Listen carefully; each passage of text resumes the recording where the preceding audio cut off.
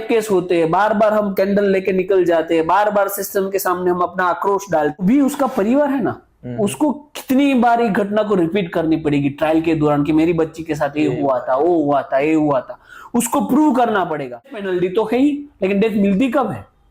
6 साल fast track में trial चलाओगे तो 6 महीने चलेगी। यह हो गया, शक्ति मिल हो गया, हाथरस रेप केस हो गया, तो ये दौर चलता रहेगा इस देश के अंदर जब तक इस देश के अंदर सिस्टम खोखली है। पीजीटी पोस्ट ग्रेजुएट ट्रेनी है, तो उसके साथ इतना ब्रूटली रेप होता है कि वी कांट डिस्क्राइब।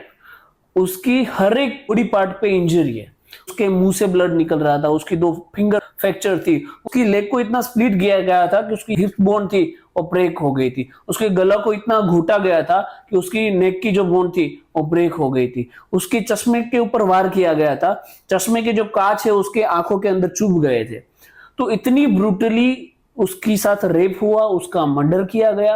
और इस सिस्टम की नफरताई देखिए आप कि बाद में सुबह उनके माता पिता को ये फोन किया जाता है कि आपकी बेटी ने सुसाइड किया, और बाद में उसकी माँ हॉस्पिटल जाती है, उसकी बेटी की डेड बॉडी उसको घटना होने के 12 घंटे बाद यानी कि 2 बजे दोपहर को उसकी डेड बॉडी देखने को मिलती है। उसकी माँ तो शौक हो जाती है कि उसकी बेटी की हालत, कोई भी माँ अपनी बेटी को इस तरीके से नहीं देख सकती।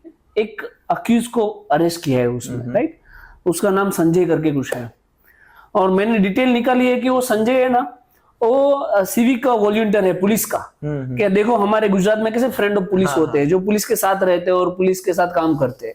तो पुलिस के साथ रहता था, उसका काम क्या होता है कि भाई ट्रैफिक है तो उसमें पुलिस का हेल्प करना, बंदोबस्त में हेल्प करना, कोई आपातकालीन स्थिति है उसमें पुलिस को हेल्प करना, कॉन्ट्रेक्चुअल काम करते हैं जैसे सिविक वॉलंटियर होते हो, तो ये सब उसका काम है संजय का। तो उसको कोई डर नहीं था, वो चुपचाप से क्राइम किया, रेप किया, मर्डर किया, घर पे जागा गया और सो गया। क्योंकि चाहे तो हमें फांसी पे लटका तो मुझे कोई फर्क नहीं पड़ता, उसको कोई टेंशन नहीं थी, उसकी कोई वरी नहीं थी। यानी कि वो सिस्टम को जानता है कि इस सिस्टम में मुझे कुछ नहीं होने वाला है, मुझे बचाने वाले लोग कहीं ना कहीं है। और उसका काम क्या था, उसका हॉस्पिटल में क्या काम था?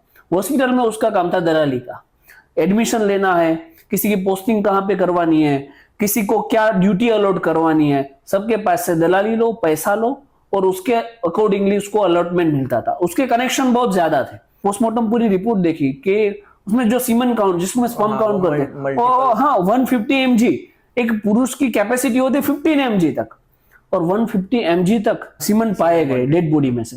तो कहीं ना कहीं वो अकेला तो नहीं था, और जैसी विक्टिम की बॉडी है वो अकेला ऐसा कुछ कर भी नहीं सकता। तो सिस्टम में जो चोर बैठे हैं वो कहीं ना कहीं इस केस के अंदर आज भी किसी ना किसी को बचा रहे हैं। बहुत सारे सस्पिशियस है। और ये जो संजय है उसका तो एक हैबिचुअल हिस्ट्री रहा है, इसकी 4 बार शादी हुई है, चारों 4 बार वो मेंटली इतना क्रूअल था, सेक्सुअल हैरेसमेंट, क्रूअल्टी के ग्राउंड पे उसका डिवोर्स हुआ है। उसके फोन के अंदर भर भर के पोर्नोग्राफी थी। तो ये मेंटली पर्वर्ट इंसान था, कोई अच्छा इंसान नहीं था, और फिर भी सिस्टम ने कहीं ना कहीं उसको बचाया है।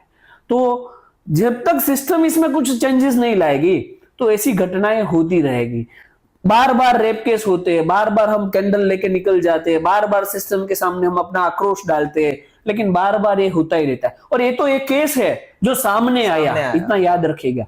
ये महीने में ऐसे इंडिया के अंदर 10 से 12 बेटियां ऐसी ब्रूटैलिटी की और क्रूअल्टी की शिकार होती है, लेकिन वो केस सामने नहीं आते। 2-3 साल में एक केस हमारे सामने आ जाता है और हम कैंडल लेके मार्च निकालते हैं और होता रहता है। बाद में अमेंडमेंट हुआ, अभी नया कानून आया, बीएनएस, भारतीय न्याय संहिता, उसमें भी क्या कर लिया हमने? डेथ पेनल्टी तो है ही, लेकिन डेथ मिलती कब है?